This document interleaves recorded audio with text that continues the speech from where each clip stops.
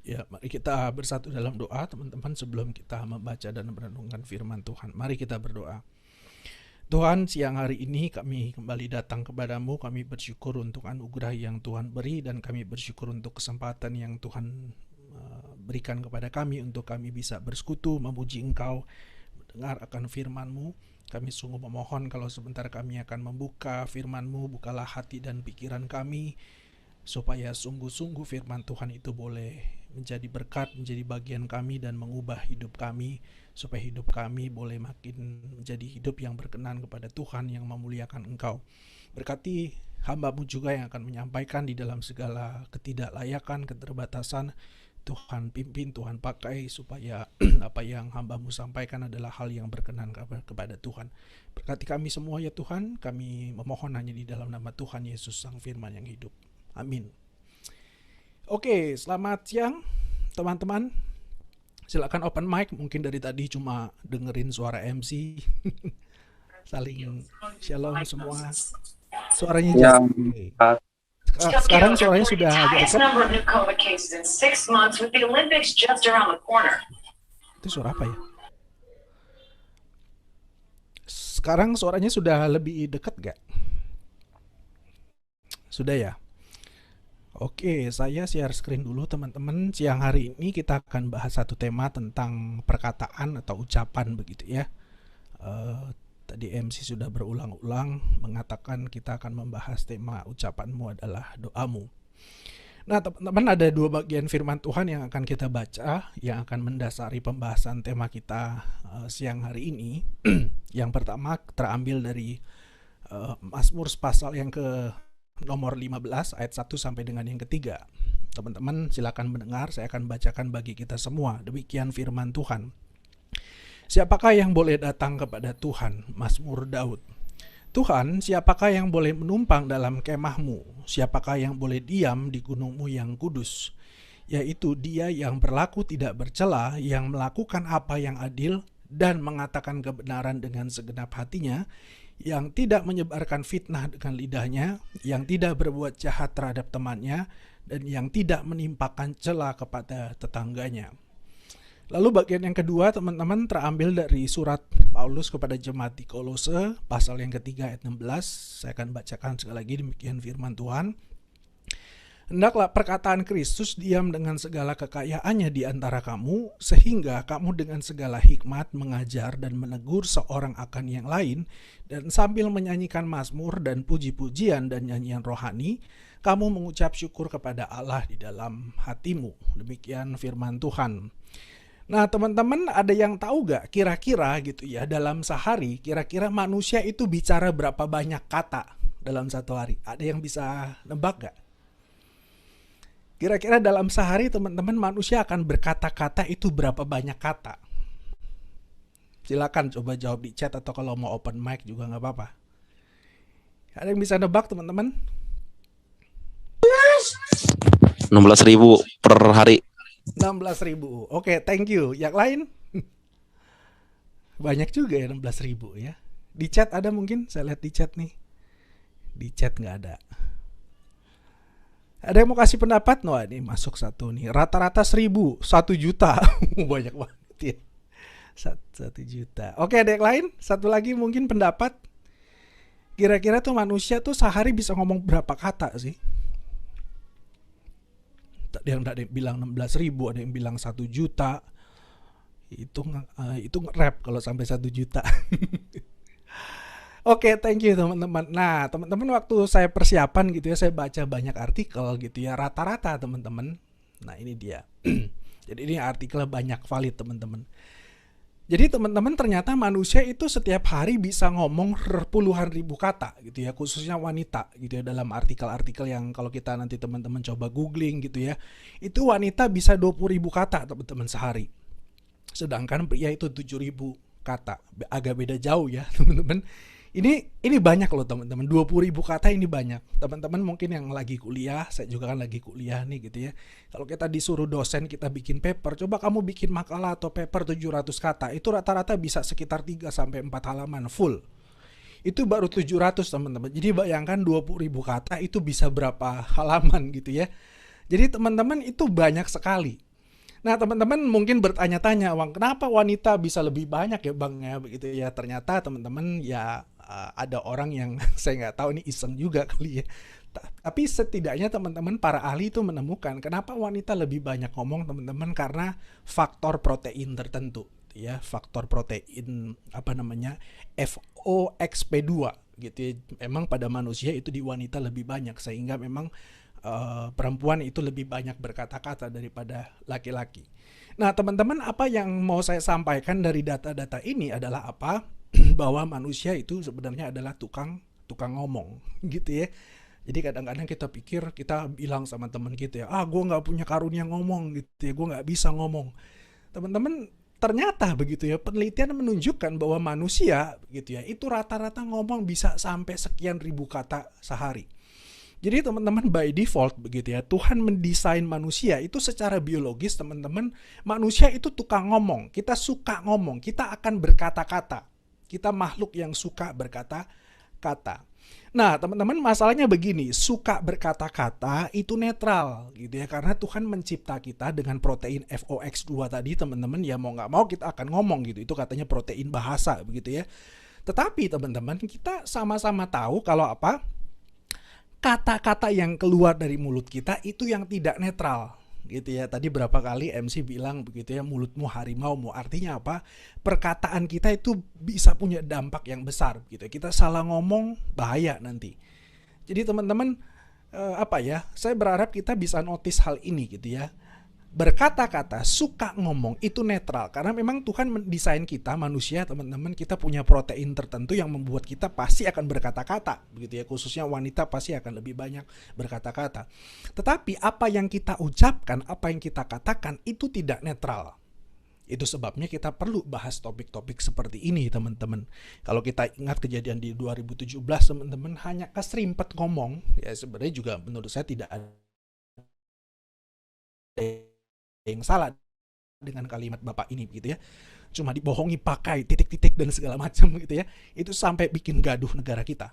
Sekarang juga teman-teman, kita ada di tengah apa ya, kebebasan berekspresi dan berpendapat begitu ya, tapi jangan pernah lupa teman-teman, kita nggak boleh asal berpendapat, kita nggak boleh asal ngomong gitu ya. Kenapa? Karena ada undang-undang yang menjaga agar kebebasan itu, hak itu, teman-teman, itu tidak dipakai seenaknya sehingga bisa merugikan orang lain, nggak bikin gaduh dan seterusnya. Jadi teman-teman jangan lupa, suka berkata-kata itu memang by default kita. Itu dari sononya kita seperti itu dan itu netral. Tetapi apa yang kita katakan, kontennya, apa yang keluar dari mulut kita itu tidak netral. Nah, teman-teman, sebelum saat masuk kepada hal-hal yang secara praktis begitu ya, saya ajak kita untuk memikirkan beberapa konsep gitu ya, yang sering sekali kita pikir itu konsep Alkitab tentang kata-kata. Saya akan bahas sedikit tentang dignity kata-kata begitu ya. Saya nggak ketemu padanan yang cukup apa ya, bisa menjelaskan apa yang saya maksud dengan dignity gitu ya. Kalau kita cek kamus kan martabat begitu, cuma emang kata-kata punya martabat ya gitu ya. Ya semoga teman-teman nangkep yang Bang Saat maksud ya. Teman-teman, seringkali kita punya konsep yang keliru, mungkin ini diajarkan atau kita pernah dengar di YouTube khotbah-khotbah Kristen begitu ya, tentang dignity kata-kata. Bagaimana kita memahami kata-kata yang tidak netral itu, teman-teman? Nah, teman-teman, di satu sisi begitu ya, Alkitab memang mengatakan kata-kata itu sesuatu yang bukan nothing gitu ya.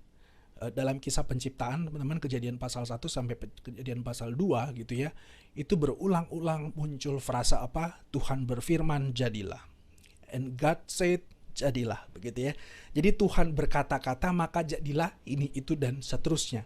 Nah, teman-teman, jadi perkataan itu bukan nothing. Alkitab mengatakan begitu ya, seisi dunia ini itu diciptakan oleh kata-kata, kata-kata Allah, begitu ya.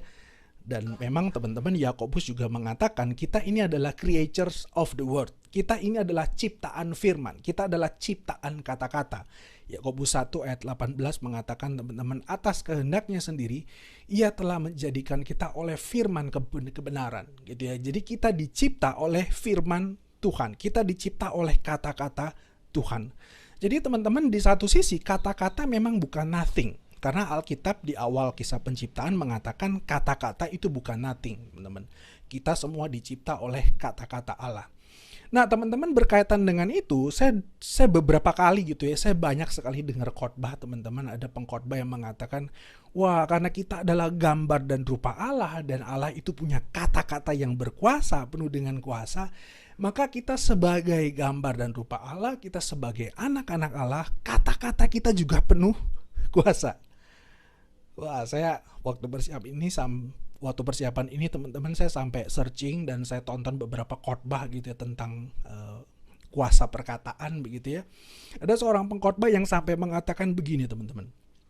Dia cerita gitu ya. Dulu saya waktu muda gitu ya, sebelum saya menikah, saya ini orang yang apa ya, ngomong tuh suka-sukanya gitu ya, suka ngomong kasar, suka ngomong kotor, suka menjelek-jelekan orang dan seterusnya, gampang marah dan seterusnya.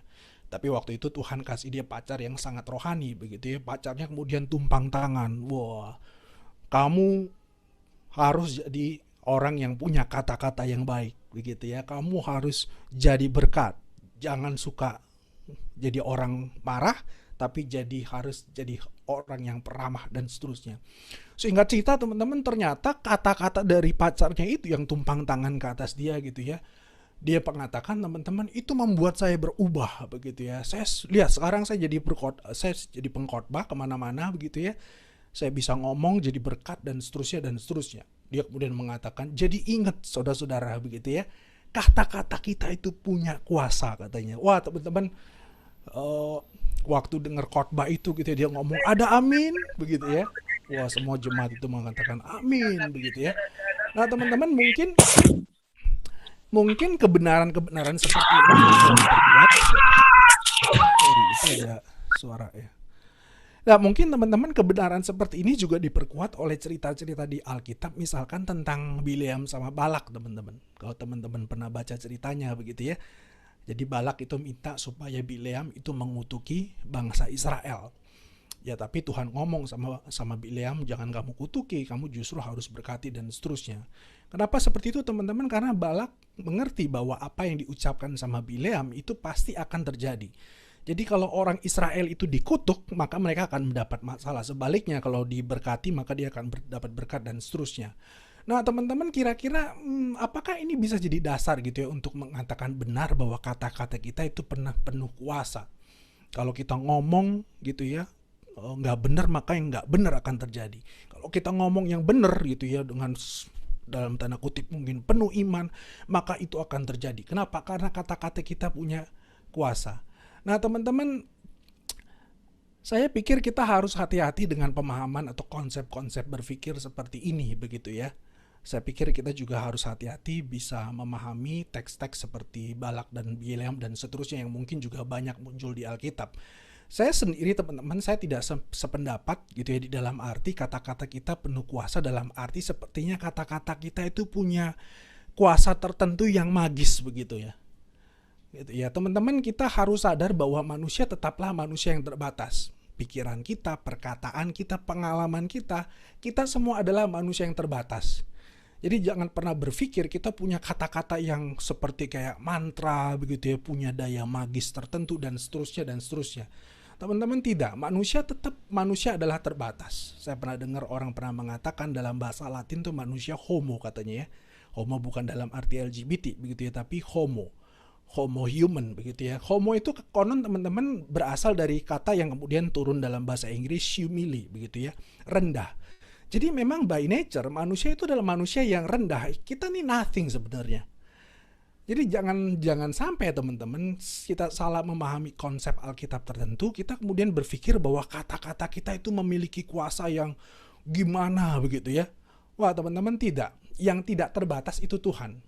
Jadi kalau di Alkitab kita melihat kisah-kisah sepertinya kata-kata seseorang itu penuh dengan kuasa, ya karena itu sesuai dengan perkataan Allah dan sesuai dengan apa yang menjadi ketetapan Allah. Gitu ya. Kata-kata kita bukanlah kata-kata mantra, teman-teman, yang punya daya magis tertentu, yang punya kekuatan-kekuatan tertentu yang kita pikir kalau kita terbiasa ngomong yang positif, maka yang positif akan yang terjadi. dan seterusnya. Teman-teman hati-hati, sedikit banyak pengertian pemahaman seperti itu sebenarnya muncul dari pemikiran atau keyakinan New Age Movement gitu ya, gerakan zaman baru, berpikir positif dan seterusnya. Kita ini adalah sebenarnya Allah-Allah kecil yang punya kuasa, tinggal gimana caranya dipantik, keluarlah kuasa kita termasuk lewat perkataan kita. Saya kira sekali lagi teman-teman kita harus hati-hati dengan pemahaman-pemahaman seperti ini begitu ya. Termasuk juga ada kuasa di balik puji-pujian begitu ya, ada kuasa di balik kata-kata kita. Seolah-olah di balik apa yang keluar dari mulut kita itu ada kekuatan tertentu yang kita tidak bisa bayangkan sebenarnya. Nah, teman-teman kalau mau sharing sedikit jujur aja gitu ya, saya sebenarnya dibesarkan dalam lingkungan kekristenan yang mengajarkan begitu ya. Ya kata-kata kita tuh ada kuasanya, di balik puji-pujian tuh ada kuasanya begitu ya. Jadi saya berapa kali tuh dengar gitu ya, kalau mati lampu nyanyi lagu rohani, ku menang gitu ya, dalam nama Yesus, maka nggak lama lampunya listriknya akan nyala. Serius teman-teman, saya nggak tahu apakah teman-teman pernah dengar hal seperti ini, tapi ini real gitu loh. Saya dibesarkan di dalam kekristenan yang punya keyakinan seperti itu. Atau mungkin kita sedikit banyak juga dipengaruhi sama film-film Indonesia dan film-film barat teman-teman. Jadi kalau ketemu vampir begitu ya, kita ambil tuh salib. Wah, waktu kita gini dalam nama Yesus, tiba-tiba salibnya tuh keluar sinar putih. Vampirnya langsung wah ketakutan, dia langsung mungkin hangus dan seterusnya. Mungkin kalau ketemu makhluk gaib begitu ya, kita langsung ngomong ayat-ayat tertentu dan seterusnya, dan kemudian apa yang keluar dari mulut kita itu seperti kayak punya kuasa untuk menghancurkan kuasa-kuasa gelap tersebut. Teman-teman, sekali lagi hati-hati sama keyakinan atau pemikiran konsep seperti ini. Lalu mungkin teman-teman juga bertanya bagaimana dengan konsep psikologi, Bang? Begitu ya. Bagaimana dengan konsep-konsep parenting misalnya? Jangan sering, saya karena punya anak 2 tahun teman-teman, 2 tahun lebih sekarang, sering kali tuh ya dapat postingan atau di forward sama istri saya begitu ya. Hati-hati sama kata-kata kita. Jangan terlalu sering pakai kata tidak, jangan, tidak boleh, jangan, tidak boleh, jangan begitu ya. Karena mungkin itu sedikit banyak akan mempengaruhi cara berpikir anak kita, teman-teman yang masih kecil. Ya mungkin nanti itu akan membuat dia jadi orang yang susah bikin keputusan gitu ya, susah untuk mandiri karena apa-apa dilarang dan seterusnya gitu ya. Saya juga pernah baca buku-buku konseling Kristen teman-teman yang mengatakan seringkali kita punya perasaan minder, shameful sama diri kita sendiri ya, karena kita dibesarkan di dalam lingkungan-lingkungan yang seringkali menganggap kita tuh nothing. Kamu kok jelek banget, kok kamu gitu aja nggak bisa sih, kok kamu nggak kayak si ini sih dan seterusnya. Jadi teman-teman ya, nasihat praktisnya apa? Makanya hati-hati dengan kata-kata kita.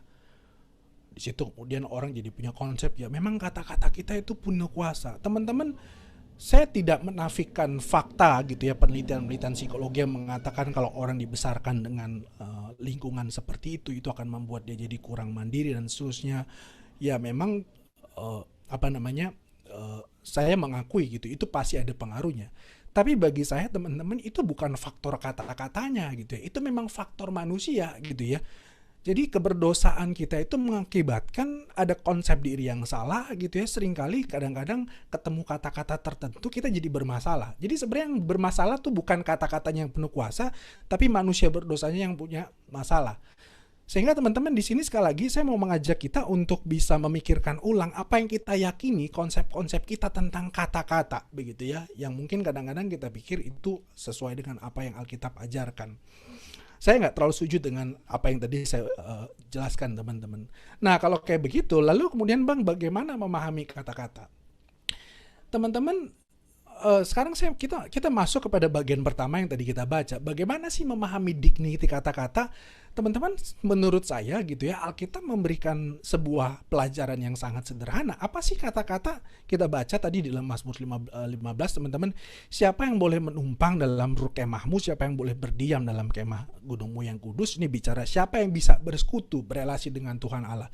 Yaitu dia yang berlaku tidak bercela, melakukan apa yang adil, mengatakan kebenaran, dengan segenap hati, tidak menyebar fitnah dan seterusnya. Jadi teman-teman di sini saya melihat kata-kata ya hanya sebatas itu merupakan bagian integral dari hidup kita Pemazmur mengatakan seperti itu. Gitu ya. Jadi Mazmur 15 teman-teman, siapa yang tidak bercela melakukan apa yang adil itu sama dengan orang yang hidupnya mengatakan kebenaran dengan segenap hati dan tidak memfitnah dan seterusnya. Jadi Alkitab mengatakan secara sederhana bahwa kata-kata itu adalah bagian integral dari hidup kita. Kalau kita adalah orang benar, kita punya hati yang benar, kita punya perilaku yang benar, maka so pasti harusnya kata-kata kita juga adalah kata-kata yang benar. Gitu ya. Kata-kata kita teman-teman bukanlah kata-kata yang penuh kuasa dengan pemahaman tadi, begitu, yang punya daya tertentu, kekuatan tertentu. Tidak, teman-teman. Kata-kata kita itu sesederhana itu merupakan bagian dari hidup kita yang Tuhan lihat gitu ya. Kalau kita berpikir kata-kata itu penuh kuasa, teman-teman, saya kasih contoh begini deh. Kadang-kadang kan kita suka mengatakan begini ya, lu mah ngomong doang begitu ya. Lo mah cuma ngomong begitu ya. Artinya apa? Bahkan seringkali dalam kehidupan kita melihat teman-teman kehidupan, teladan hidup jauh lebih berkuasa dalam tanda kutip daripada kata-kata. Jadi teman-teman jangan salah berpikir tentang dignity kata-kata. Saya berharap kita punya cara pandang yang lebih lebih inline sama Alkitab tentang bagaimana memahami dignity kata-kata. Nah teman-teman, ini bagian kedua yang saya bahas. Nah sekarang kita masuk kepada hal yang lebih praktis. Kalau kata-kata kita merupakan bagian dari hidup di hadapan Tuhan begitu ya, yang kemudian itu juga apakah akan jadi berkat atau tidak bagi sesama kita, maka pertanyaannya bagaimana gitu ya, kata-kata kita itu menjadi kata-kata yang menjadi berkat, itu ya, kata-kata yang useful gitu ya, bukan kata-kata yang useless teman-teman. Nah dalam masa-masa sekarang ini saya pikir kata-kata tentu saja bukan cuma sesuatu yang secara audible keluar dari mulut kita gitu ya, tetapi dengan adanya teknologi internet gitu ya, media sosial teman-teman, kata-kata kita saya pikir di sini juga termasuk lewat apa yang kita post gitu ya, apa yang kita repost, apa yang kita retweet dan seterusnya di media sosial kita. Nah teman-teman, bagaimana praktisnya supaya kata-kata kita itu menjadi kata-kata yang menjadi berkat, yang useful gitu ya, bukan menjadi kutuk, mudarat begitu ya, bagi orang lain, dan kemudian itu menjadi sebuah persembahan hidup yang berkenan kepada Tuhan teman-teman. Nah Bang Sahat mengusulkan ada dua hal begitu ya, bagaimana agar kata-kata kita menjadi kata-kata yang menjadi berkat, yang useful. Yang pertama adalah apa teman-teman? Secara praktis yang pertama adalah unlearn gitu ya. Bagaimana agar kata-kata kita menjadi berkat, menjadi useful teman-teman? Yang pertama unlearn. Teman-teman jangan lupa jangan lupa keadaan atau dunia tempat kita tinggal teman-teman. Kita hidup di tengah dunia yang sudah jatuh, dunia yang sudah berdosa. Dalam Yesaya pasal 6 teman-teman, Yesaya mengatakan kalimat apa ketika dia berjumpa dengan Tuhan di dalam sebuah penglihatan begitu ya, vision throne begitu ya. Dia mengatakan celakalah aku binasa. Lalu Yesaya mengucapkan satu pengakuan, confession teman-teman. Aku ini seorang yang najis bibir, tapi bukan cuma itu. Yesaya mengatakan kalimat selanjutnya apa? Dan aku tinggal di tengah bangsa-bangsa yang najis bibir. Jadi di satu sisi faktanya kita adalah orang yang berdosa, yang seringkali dengan kata-kata kita gitu ya, kita berbuat dosa, berbuat sesuatu yang tidak berkenan kepada Tuhan, menyakiti sesama dengan kata-kata kita. Tetapi di saat yang bersamaan kita juga disadarkan bahwa kita hidup di tengah dunia yang berdosa. Nah teman-teman, saya belakangan teman-teman agak pusing begitu ya kalau lihat Instagram gitu ya, lihat Twitter begitu ya, lewat pokoknya lihat akun-akun sosial media lah. Saya follow beberapa akun berita teman-teman, misalkan CNN, Detik, Kompas, Jakarta Info gitu ya di Instagram. Itu kalau teman-teman perhatiin selalu begitu ya, selalu ketika ada di post begitu ya, baik itu berita yang positif atau yang negatif, selalu akan ada dua kubu teman-teman. Misalkan kalau pemerintah mengumumkan PPKM darurat, pasti akan ada dua kubu tuh. Ada yang mengatakan, oke, kita dukung pemerintah gitu ya, gara-gara kita kemana-mana nih makanya COVID nambah banyak dan seterusnya. Tapi yang lain akan berkata apa? Wah, pemerintah keterlaluan, masa nggak mikirin rakyat kecil dan seterusnya. Wah, selalu akan ada positif dan negatif, dan teman-teman kadang-kadang bahkan sampai mengeluarkan kata-kata yang bagi saya gila banget sih nih orang begitu ya. Ya kadang-kadang kalau misalkan yang diupdate itu berita tentang perkembangan COVID misalnya, wah hari ini rekor Indonesia 50.000 sekian begitu ya. Tiba-tiba ada aja yang kalau kita klik komen begitu ya, Min gitu ya, maksudnya admin gitu ya, posting yang positif-positif dong, berapa yang sembuh tuh, nggak perlulah apa namanya diupdate berapa yang kena COVID dan seterusnya, COVID tuh nggak ada gitu. Itu mah konspirasi, itu mah apa namanya kerjaannya elit global, itu mah kerjaannya Wahyudi dan seterusnya. Wah teman-teman, kita hidup di tengah dunia yang seperti itu, yang lewat kata-katanya itu nyinyir, menyakiti dan seterusnya teman-teman.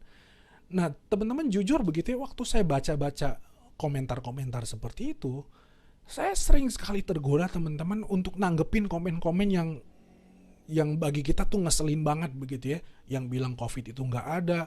Saya kadang-kadang sampai bilang, wah semoga lo kena COVID sekalian biar sampai mati lu sekeluarga begitu ya. Serius teman-teman. Di situ saya sadar, iya ya, gue najis bibir. Jadi kadang-kadang kita pikir kita lebih baik daripada orang di sekitar kita. Enggak, kita juga adalah orang-orang berdosa yang najis bibir. Dan kita hidup di tengah bangsa yang najis bibir.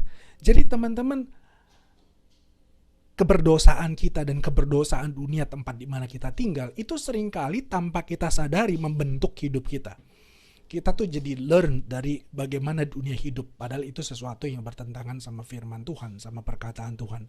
Itu sebabnya teman-teman, yang pertama, bagaimana supaya kata-kata kita menjadi berkat. Ingat, kita sudah terkontaminasi, jadi apa? Kita perlu belajar unlearn teman-teman. Kalau memang kita terbiasa ngomong yang nyinyir begitu ya, ngomong-ngomong kata-kata yang useless, nggak ada gunanya begitu ya, kata-kata kotor dan seterusnya, ya kita belajar unlearn. Kita belajar stop untuk tidak mengatakan kalimat-kalimat seperti itu lagi. Nah teman-teman, ya kadang-kadang juga di dalam hal unlearn ini mungkin kita juga butuh diam, silent gitu ya, katanya silent is golden begitu ya, diam itu emas. Kadang-kadang kalau semua orang udah ngomong yang negatif dan kita terpancing untuk ngomong negatif juga, ya unlearn. Caranya gimana? Stop. Mungkin kadang-kadang kita nggak perlu ngomong gitu ya, supaya tidak memperkeruh suasana, tidak memprovokasi dan seterusnya.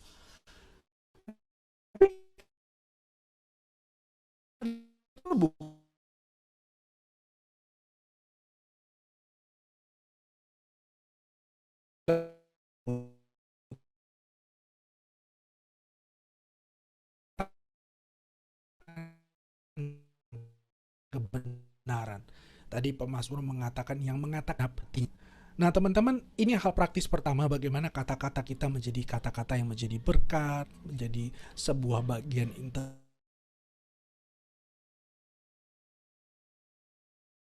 relasi dengan Tuhan. Jadi yang pertama, unlearn. Stop untuk terus hidup dalam dosa dengan perkataan-perkataan yang ya saya najis bibir dan seterusnya teman-teman. Praktisnya adalah apa? Ya kita learn. Kita belajar.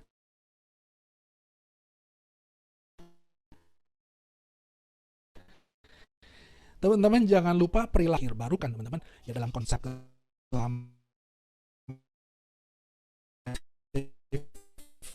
sanctification,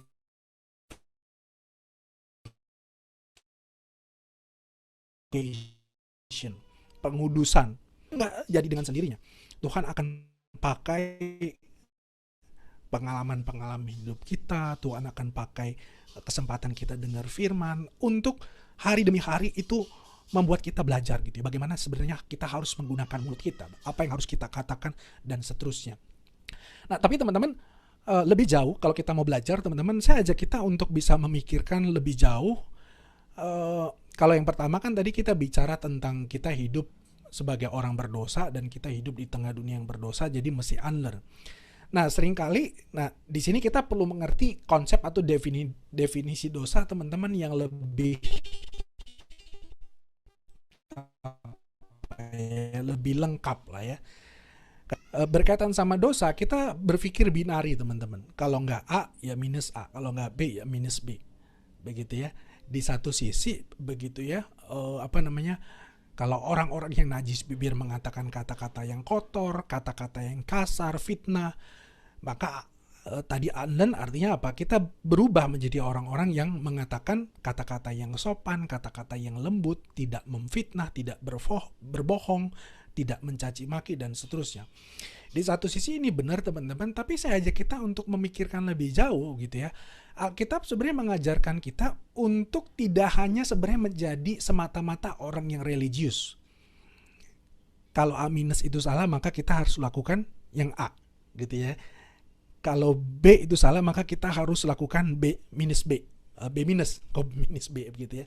Sehingga teman-teman kita perlu punya definisi dosa yang lebih utuh. Teman-teman, dulu saya selalu berpikir begitu ya, dosa itu adalah melakukan sesuatu yang salah secara moral. Ya kalau dalam konteks berkata-kata ini ya begitu ya. Kalau ngomong kotor itu dosa, artinya apa? Kalau tidak berdosa, ya kita jangan ngomong kotor, ngomong bersih gitu ya. Kalau berdosa itu adalah fitnah gitu ya, maka berubahlah jadi orang-orang yang tidak memfitnah. Jadi melakukan hal-hal yang baik, yang secara moral itu tidak salah. Nah teman-teman, oke itu benar, tapi bagi saya itu belum lengkap teman-teman. Saya suka sekali definisi dosa dari Timothy Keller begitu ya. Dia mengatakan, dia seringkali nggak ngomong pakai istilah dosa ya, tapi dia seringkali pakai istilah pemberhalaan, idolatry. Dia mengatakan apa sih itu dosa, apa sih itu idolatry, pemberhalaan teman-teman. Ya dia mengatakan sederhananya adalah apa, bagaimana ketika kita berpikir, ketika kita menjadikan apapun atau siapapun untuk memberikan kepada kita itu rasa aman, kepuasan, kendali, kontrol begitu ya, dan juga signifikansi di dalam hidup. Nah teman-teman, kalau kita memahami pengertian ini, maka kita akan mengerti bahwa sebenarnya hidup yang berkenan kepada Tuhan itu bukan hanya sekedar tidak melakukan yang jahat tetapi melakukan yang baik, tetapi lebih daripada itu teman-teman. Kenapa? Karena seringkali gitu ya, kita bisa tidak melakukan sesuatu yang jahat, kita melakukan yang baik. Tetapi kalau kita melakukan itu demi kepentingan kita, karena kita mungkin sedang cari rasa aman gitu ya, karena kita sedang mencari kepuasan, kita sedang mencari kontrol teman-teman, maka itu bukan sesuatu yang Tuhan inginkan. Contoh sederhananya begini, kadang-kadang kita pikir ngomong baik, ngomong yang manis itu harusnya begitu kita.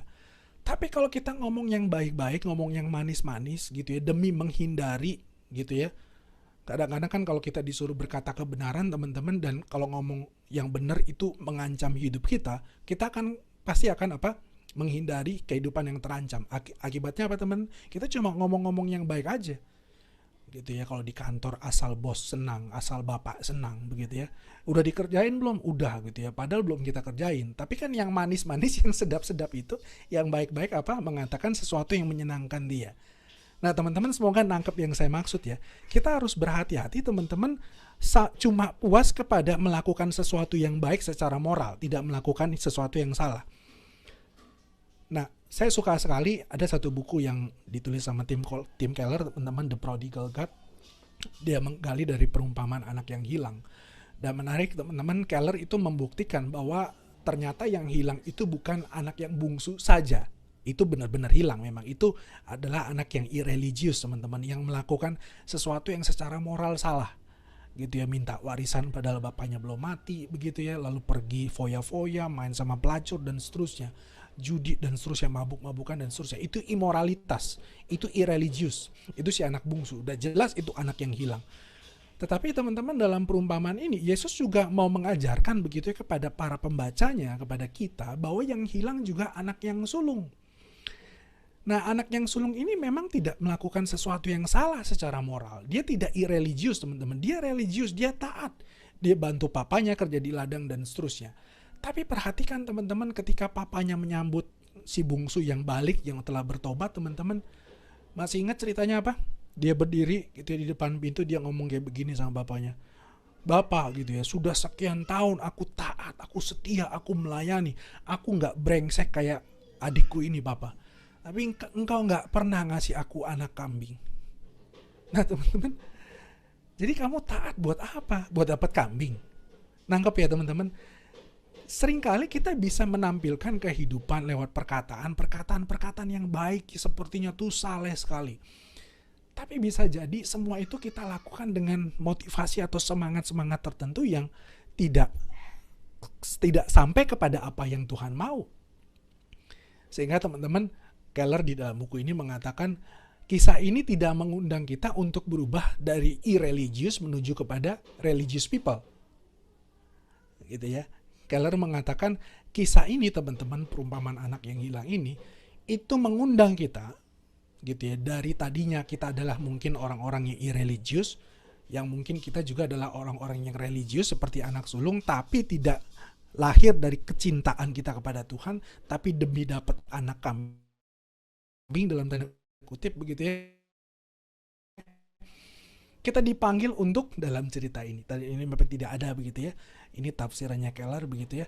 Yang kemudian jadi bukan binari, teman-teman, bukan jadi orang irreligious, berubah menjadi orang yang religius, tapi dalam perumpamaan ini Yesus mengundang kita menjadi kakak yang hilang itu, yang kemudian hidupnya diberikan contoh dan teladan lewat hidup Yesus, yang taat kepada Bapa karena memang mau taat, gitu. Bukan demi dapat sesuatu, taat karena taat mengasihi, karena mencintai, gitu ya.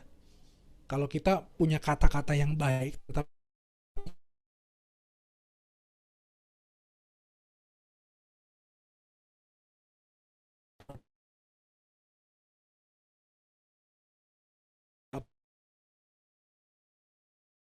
kadang-kadang teman-teman, mungkin kita harus ngomong kata-kata yang tidak. Kita kan sering bilang ya teman-teman, kebenaran itu ya meskipun tidak enak, tapi ya itu kebenaran dan kita perlu dengar dan kita perlu tahu. Nah teman-teman, ini yang kita mesti learn ya, bagaimana kita bisa sampai kepada heartnya, bisa sampai kepada gospel centered, berpusatkan kepada Injil. Bukan cuma punya kata-kata yang baik, tidak melakukan,